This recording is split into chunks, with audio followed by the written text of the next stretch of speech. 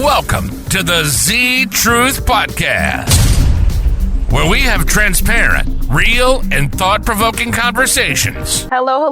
Welcome to season 6 of ZTruth Podcast, where we have transparent, real, unbiased, thought-provoking, and holistic topics. I'm so excited about tonight or today because we're going to be talking about the loneliness behind success, and I'm excited to have someone here who I think is dope, who's going to be asking some questions, and let's get started. Okay, so let's just be transparent on the real side of growth that no one talks about. And let's talk about outgrowing circles when you level up. Definitely is one of the hardest things I think most people who decide to take the journey of living their dreams to experience, because we all want everybody to come with us. And I feel like sometimes what happens is we forget that everybody has their own time of growth. And it's actually not something I think is technically, it shouldn't be a bad thing, but I feel like to the other people, it could appear that way. Where, you know, let's say if you have a group of friends who normally likes to go out, you know, on their weekends, they like to spend time, let's say, going to the clubs or drinking or having, you know, all these different experiences that aren't bad experiences, but they're just not in alignment to where you're going. It could be that can create a situation where you have to make decisions that might make people feel away. You know what I mean? And sometimes it may not. It's just sometimes, like I have a couple friends that I don't talk to every day like I used to. But if I pick up the phone and speak to my peoples, it's like we never not talked. You know what I mean? And it might not be about, so does that mean I really outgrew them? You know, kind of, but not really. It's just that we just are, it's just I'm experiencing different parts of life now than I am when we were more close. So do you think, when it comes to outgrowing, do you think that relationship or friendship ends right there? No, I don't think, in most cases, I don't think it has to be final. Okay, I don't think it has to be a final thing unless it's something where a person is doing things to you that are like distracting you, or if it's something where it's hurting you in any kind of way, then yes, you know, those extremes. But in most cases, I don't think it has to be a final thing. So in relationships. At what point do you feel like it should be final? Mm-hmm. Yeah, like if it's extremities like abuse, or, you know, or if it's something like foolery, you know what I'm saying? You know, if it's something where this person for some reason isn't who I thought they were, and it's becoming something that's harmful to me and, you know, and what I'm trying to do, then yeah. But that's so rare and in between, I think, that things are so final. Why do we feel guilty for outgrowing people? I think because we love is a thing, and not just like romantic relationships. I think we overestimate that happens in friendships too. Where it's like you feel bad if your friend is having a baby shower, but you have a gig somewhere in a different state, and now you have to make a decision. You know what I mean? That can make you feel guilty to not being able to be there for that person, and worrying if they understand that or not. Understanding that, you know, these opportunities I need to take advantage of at this point in time. Because I feel like it takes a short period of time of extreme focus to create a good thing that will last, right? So like, let's say, for example, you know, you want to get into podcasting, right? You know what I mean? And let's say you were trying to interview people and you go on this tour, you know, you're going to miss things. You know, think about like people who you might emulate or look up to. Like, a lot of people know I love Beyonce, right? Not just because she can sing and she's cute, but I like her business savviness. So imagine her as a teenager. She's been doing this for a long time. There's some sacrifices that probably were made, places that she couldn't show up at, events that she couldn't attend, where, you know, it might be seen as one way when it really is just the timing of things. Sounds lonely. It can be. I think any path that's less traveled is going to be a little bit more lonely. Do you think chasing success or success itself supposed to feel lonely? I don't know about if it's supposed to feel lonely, but I know that it has its times when it does, because sometimes I know for me personally, I've had a few times in my life where I have to go underground, if that makes sense. Underground in the sense where you have to block out all the noise of life. And if it's, because like living your dreams is not easy. You know what I mean? Living from a place of the ideas that you have in your mind, still trying to earn a living, staying above float, you know what I'm saying? Those things take a extreme focus. And so, yes, sometimes it does feel lonely, you know? And I think it's just part of it, you know? But is it supposed to feel lonely? I don't know, because is it lonely because you're kind of like with you and the universe or God or whatever you want to call it, but it's like you literally have. So I don't know if it's supposed to feel lonely, but I know the human side of us, it can feel lonely. It can feel like, you know, I know for me sometimes you're like, am I like, and you know that saying, you're in this world but not of this world. Yeah. You know, especially if you don't, you know, if everyone's talking about the weather or talking about the event that happened last week, but you're only thinking about the next thing that you need to do to accomplish your goals, yes, it's going to feel lonely because you're not thinking about the same thing until you're in a circle around people who are like-minded. I think that's when you don't feel as lonely, because I think all of us want to feel understood in some aspects. And when you're around people who understand, you know what I mean? That's just like if you have the same interest. Like, a lot of people might not notice, but I've been playing flag football a long time.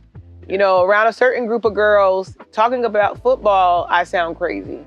But when I'm around my team, it's like, it's a commonality there. So it's like a totally different vibe. You know, if I'm around my 20-year-old friends who I've known for years, they don't want to hear about, you know, what's happening on the rush and what, you know, they don't understand that, and nor do they have an interest in it. So I think it can feel lonely, and I don't know if it's supposed to, but I know once you get around the tribe for that thing, it won't feel as lonely. So it kind of comes off like being lonely, right? Or the feeling of it is kind of going to be inevitable when you're chasing success. Yeah. So what do you think should happen once you hit that point of loneliness? I think that's where faith comes in. I think that's where you have to know that this is what you're supposed to be doing, because then it makes sense. It's not like it's like a sacrifice, but it kind of is. It's kind of like, you know, is this really loneliness, or is this really just a process? Is it just part of what I need to experience in order to realize what I'm trying to do? Is it a mindset? I believe so. I think perception is everything. You know, you can look at it like, oh, I'm just, like, I remember reading something with Mother Teresa, and if you ever read her diary, she's had moments where she's like mad with God about not having certain experiences, which is she used to have a yearning to be in love and be in a relationship and have a husband. But then later in life, she realized that just wasn't part of her mission, you know? And so, you know, at that moment, yeah, she probably felt lonely. But then once she changed her perspective of what am I here, I think that's why most of us know at least who she is in some aspect. You know what I mean? Because that was her mission. You know what I mean? Mm-hmm. So, yeah. So what about you then? I feel like I have a tribe for the things that I like to do. You know what I mean? And I feel like, you know, I am a single woman. I'm 40. Can you believe I'm 40 now? I'm fucking 40. Couldn't tell. I know, right? And I definitely have a desire to be in a loving relationship, but I also know that, you know, the first relationship that I think I would tell myself 20 years ago is that you have to have it with yourself. You know what I mean? And then once you are okay with being alone, and it's not like I'm at a point now in my life where I enjoy it.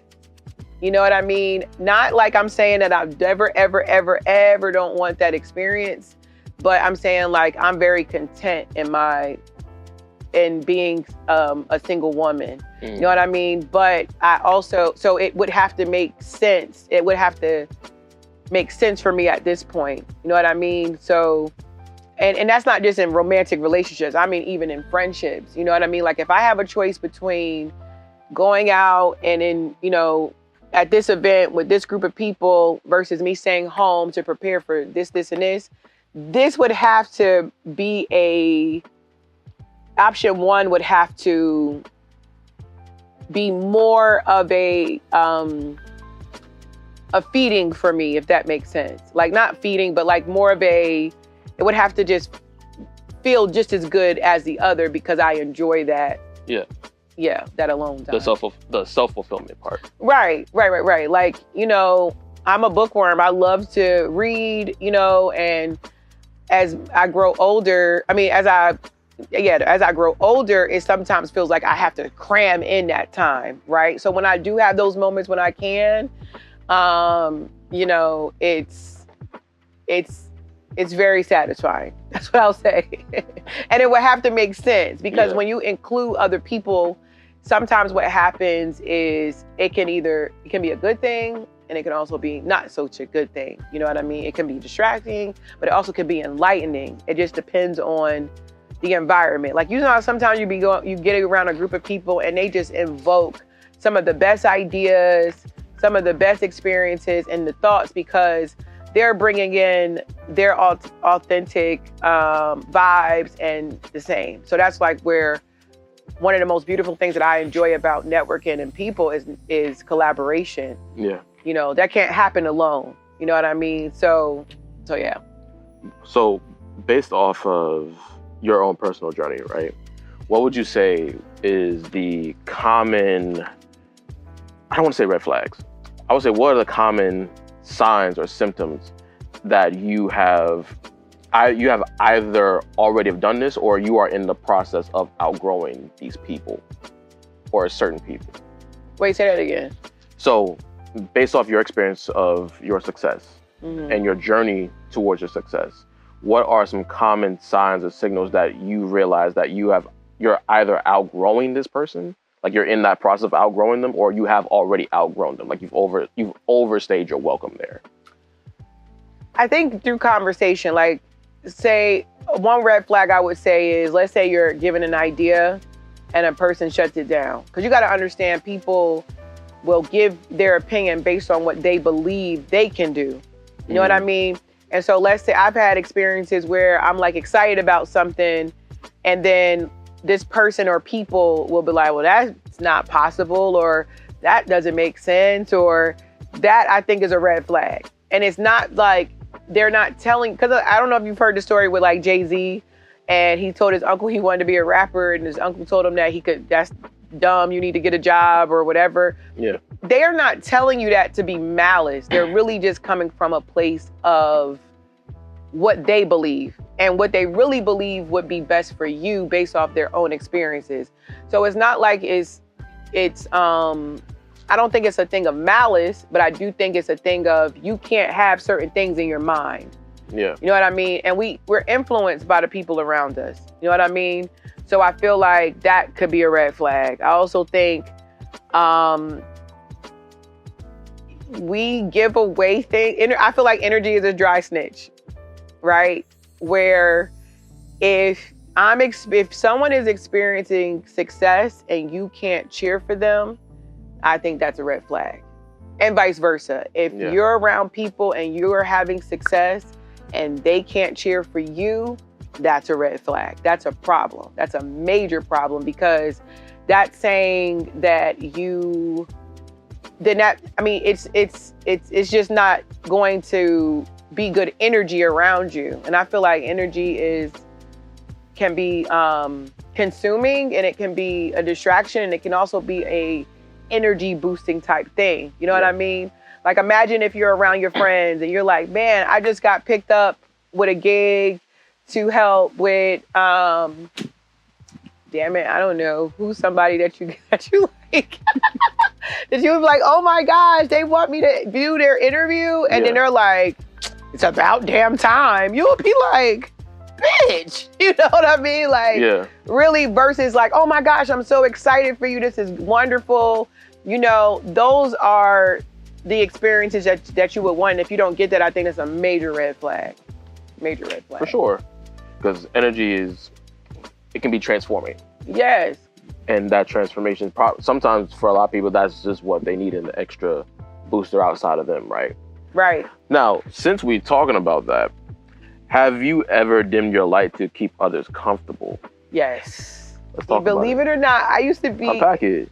Huh? Unpack it. I used to be a people pleaser. I used to want to have friends to the point where I would say yes to things that I wouldn't want to do. Let's say you asked me for a ride and I got plans, I would still do it. It was hard for me to tell people no. I used to feel uncomfortable looking pretty. I know this sounds crazy, but I used to feel so uncomfortable, especially like some of my family dynamics. You know what I mean? They would make you feel like, who the fuck, you know, excuse my French, who the hell you think you are type vibe. And that feeling is not comfortable. You know what I mean? Like if you try to be great, you know what I mean? And you want to look a certain kind of way. And, you know, it's like, there was a point I didn't even think I was pretty. Like, there's a point where I used to feel like you would shy away from those things to make other people feel comfortable in friendships, in relationships, as well as in circles, like friendship circles, in work. So to answer your question, yes, many times, and probably too many times, until I got to the point where it was like, I can't help who I am, and I like feeling this way. And if it makes you feel uncomfortable, you're not supposed to be around me.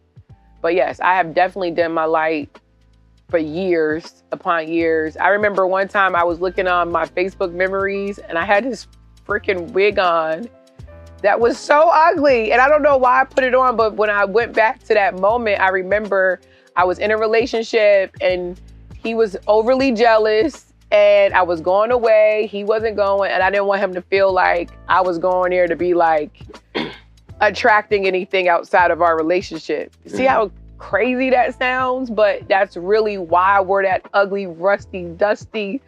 I wish I had a picture. I should send it to y'all so y'all can add it in there. But it was such an ugly wig. And when I looked back and looked at it, like, why am I wearing this? Why am I dressed? Like, even my outfits, I don't dress like that. You know what I mean? But it was to make out my intention was to try to make this person feel comfortable about me leaving for a girls trip, or it wasn't a girls trip. It was actually a football trip. And so like looking back on that moment, it's like, damn, that's where we go back to the other question. Yeah. Do I want to be in a relationship to the point where I have to do all of these things to make you feel comfortable, or do I rather just be alone so I can just be me? You know what I mean? And so that's one of the times where I definitely have experienced that. So I'm going to assume that you've worked on figuring out why you've gone through that, why you've done that. And when you have done that and you figured out like the root cause behind why you do the things that you did, has that root cause ever translated into your success journey as well? Yeah. On the business end of it? Yes. So I want to start with the root cause. I think the root cause always starts with childhood, with something that you've put in your mind at an early age that you have to literally go deep into personal development to figure out, why do I feel like I deserve to be around this type of person? Or why do I feel like I have to do these things in order to gain friends? You know, because it's not always really on them. That's not their fault. Yeah. You know what I mean? Like, it's not his fault that I felt like I needed to do that. It's my fault that I feel like I have to do this in order to make you feel comfortable. Because really, honestly, It's not like who I was with in that time said, I want you to put this ugly ass wig on and go down to Florida looking crazy, right? And so I feel like, so I had to dig deeply down and root to figure out that part, where in my upbringing that I feel that made me feel this way, right? Okay. But in how it translated into business is that I remember going for a promotion in the company I was in, and I was so close. I was the closest person to get there. And then I just started like doubting myself and literally self-sabotaging to make it almost like not happen. And it still happened. I still reached my goal, but I think it took me almost 2.5 years later for it to happen because of, I think a lot of what we experience is rooted into, do I feel I deserve this? And when you don't feel like you deserve stuff, you mess it up. Now, do you feel like you didn't deserve it because of what? Why did you feel like you didn't deserve it? I think it's, I'm trying to think of the word. I think it's something that was embedded from childhood where it's like, if you don't, some people are taught love conditionally, you know what I mean? Sure. Or like, you have to do this in order to get this, versus you deserve love, period. You know what I mean? Or you deserve to, it's okay to be yourself. And if they don't like it, it's okay. You know what I mean? Yeah. That means that it's kind of like food. Some people have a preference for certain foods and some people don't. It's an acquired taste. That's why it's called that. Versus us teaching to try to force people to like what we like. Does that make sense? You know, so. Sure. Has success ever given you anxiety? Yes. Success itself. Yeah, like I think people think that. What do you think that is? What? Of success anxiety. Some people think that most people have a fear of failure, but I think a lot of people fear success, and because of so much all the aspects that come with it. You know what I mean? It's not like it's just you achieved a goal. That brings a lot of hate. It brings envy. It brings jealousy. It brings questions. It brings gossip. It brings a lot. You know, like that song, I'm keep quoting Jay-Z, but he has a song about that where he talks about like how you get addicted to it, but you don't even realize it brings so much. Like I can't even go to the grocery store now. Not saying famous and success is two different things too. You know what I mean? Like, right. You know, you can be very unfamous and be successful and still attract all those things. So I think people have a fear of success because there's a poem, which I'll try to find it, where they talk about that most people aren't afraid of failing. They're afraid of being the best version of themselves. Mm. It requires something different that, you know, I don't know why we fear it, honestly. That I'm trying to think about, like, what makes us fear that? That's a good question. And just to kind of reiterate what we were saying about how most people don't have a fear of success. Have a fear of failure. They have a fear of success is the poem by Marion Williamson, which is on the Coach Carter movie. And it's our deepest fear. And it says, our deepest fear is not that we are inadequate. Our deepest fear is that we are powerful beyond measure. It's our light and not our darkness that most frightens us. We ask ourselves, who am I to be brilliant, gorgeous, talented, and fabulous? Actually, who are you not to be? You are a child of God, and your playing small does not serve the world. There's nothing enlightening about shrinking so that other people won't feel insecure around you. We are all meant to shine as children do. We were born to make and manifest the glory of God that's within us. So I say all of that to say that I feel that we tend to get caught up in being scared to be us. I think even Steve Jobs said it, you know, in a world where you could be anything, being yourself is one of the hardest things to do. You know what I mean? And so I think that's something that we have to always consider. And I think that's why we shrink ourselves around people, because to be yourself and to be your authentic self can be uncomfortable for other people, which makes you uncomfortable because naturally we want to be accepted. We want to be loved. We want to be supported. And sometimes when you know for a fact that me going in this direction may make me lose the support of these people, because unconsciously, for some reason, I feel like people think that your success is my failure. And that's not the case, because we live in a banquet of abundance. You know what I'm saying? Like, you see all these trees behind me.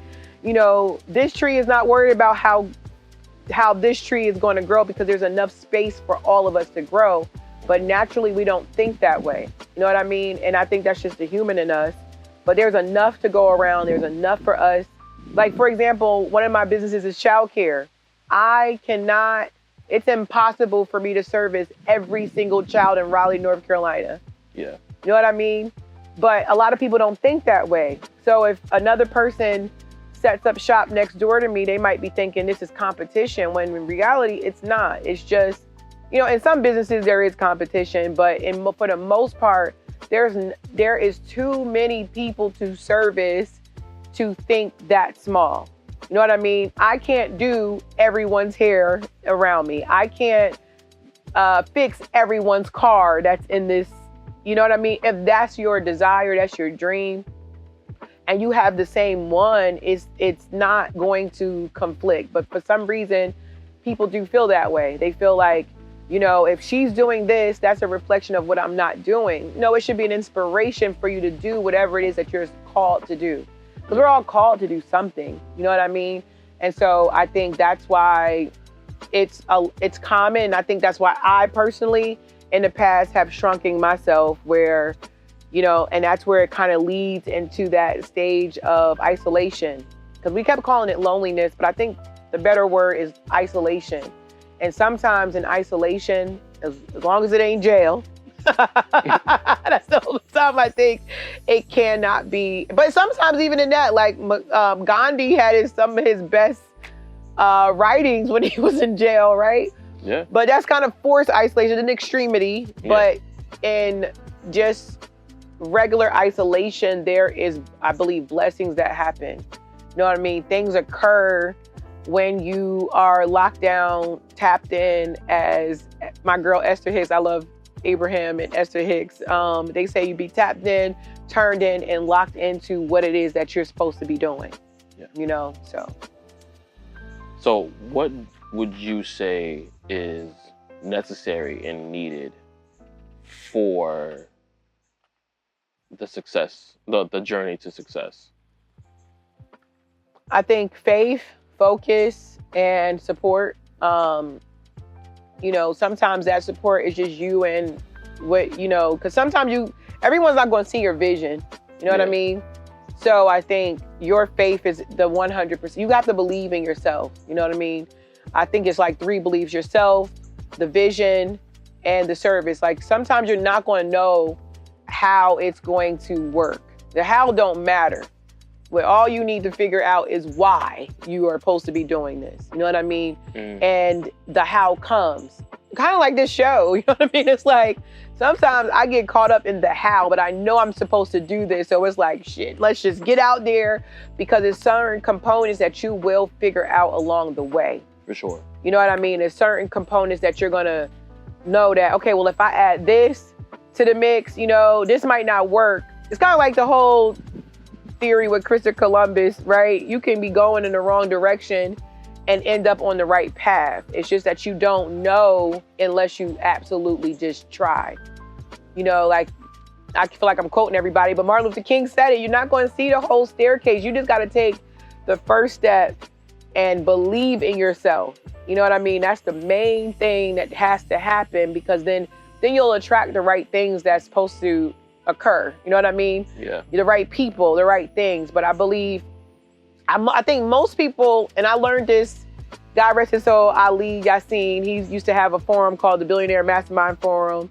And one of the things he used to teach us is that a lot of people do, have.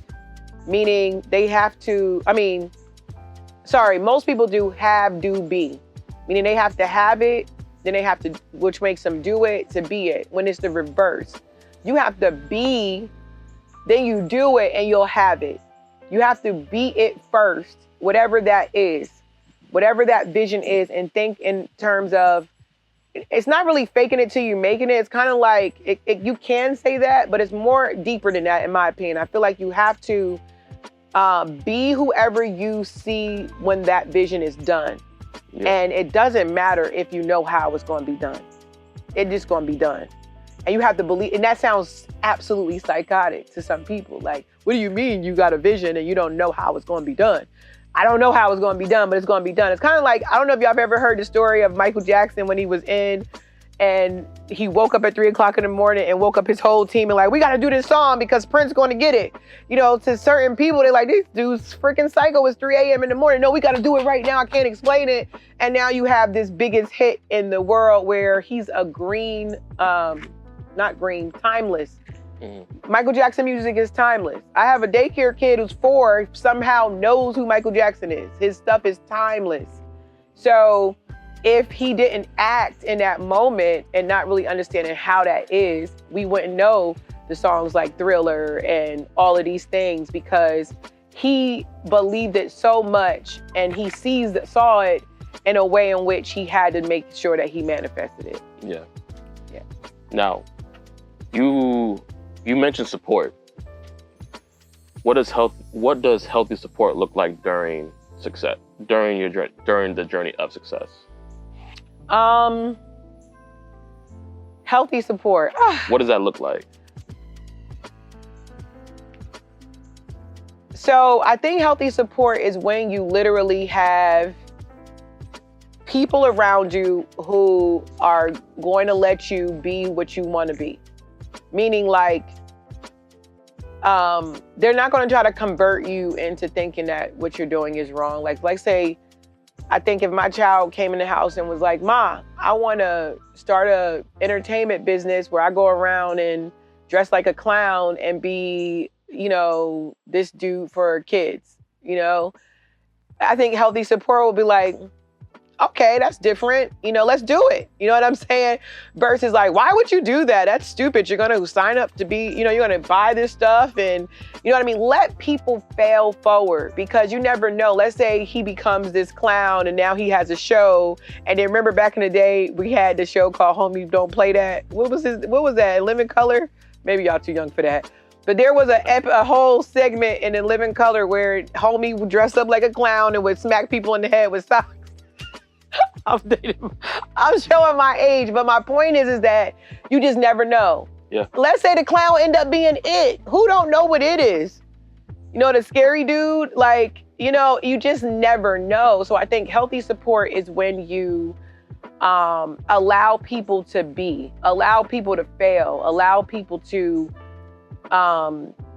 succeed, like allow people to have that moment where, especially in relationships, because if you pick the wrong person, they can crush your dreams. They sure can. And they have more of an influence because you're dealing with the matters of the heart.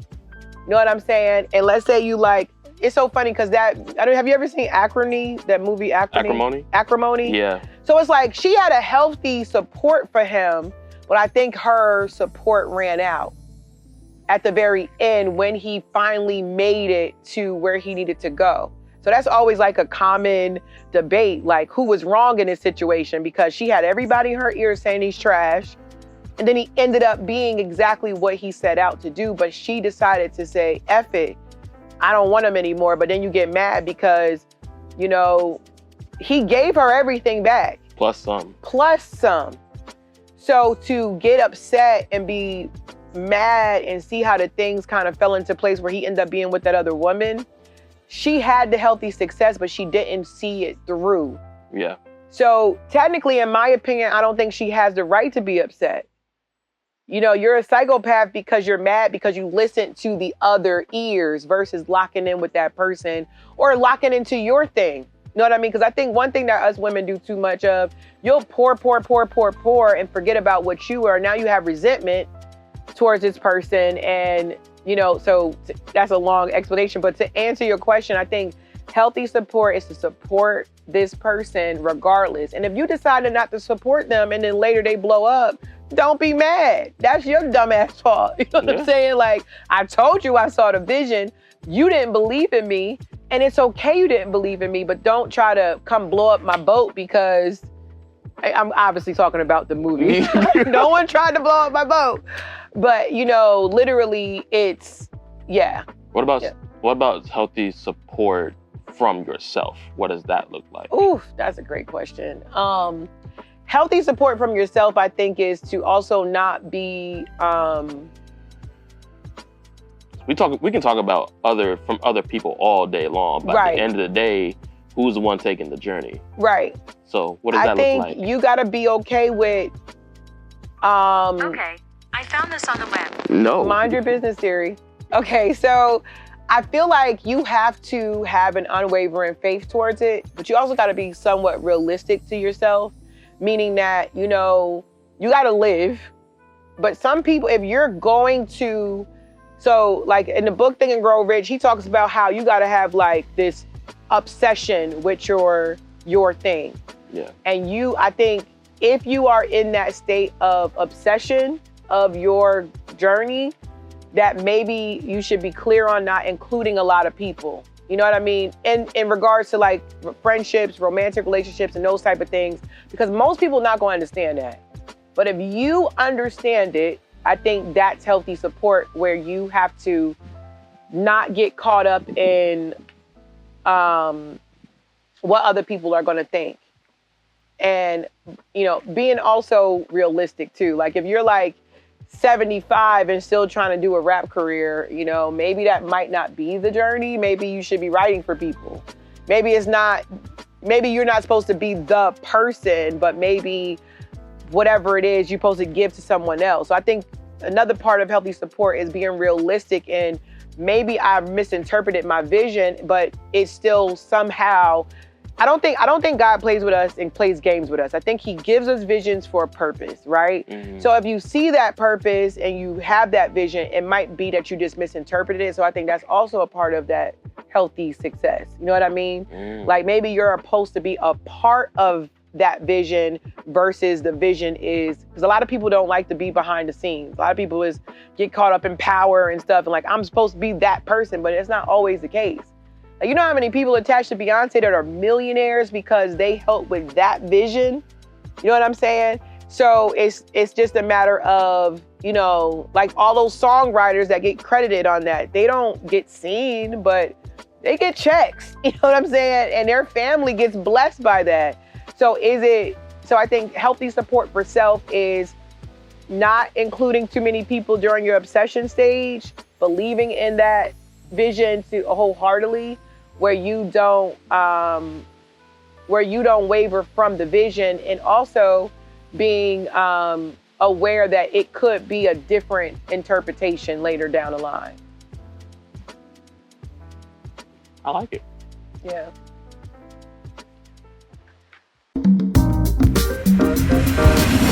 Thanks for tuning in to the ZTruth Podcast. We hope today's episode gave you value and something new to think about. Don't forget to subscribe, leave a review, and join the conversation by following us on all platforms.